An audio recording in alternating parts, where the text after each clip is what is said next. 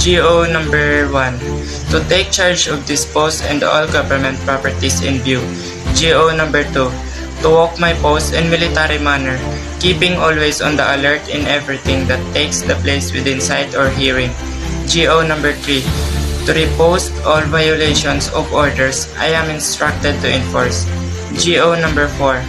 To repeat all calls from my post more distant from the guardhouse than my own. GO number 5. To quit my post only when properly relieved. GO number 6. To receive, obey, and pass to the sentinel who relieved me all orders from the commanding officer today. Officers and non-commissioned officers of the guardhouse only. GO number 7. To talk to no one except on the line of duty. GO number 8. To give alarm in case of fire or disorder. GO number 9. To call the commander of relief in any case not covered by instruction. GO number 10.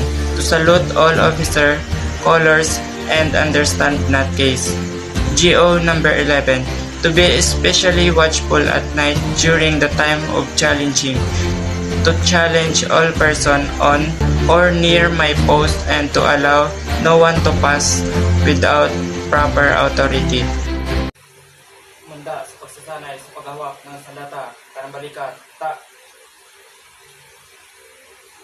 Kaliwang balikat, ta. Agap, ta. Baba, ta. Siyasat, ta. Agap, ta. Baba, ta.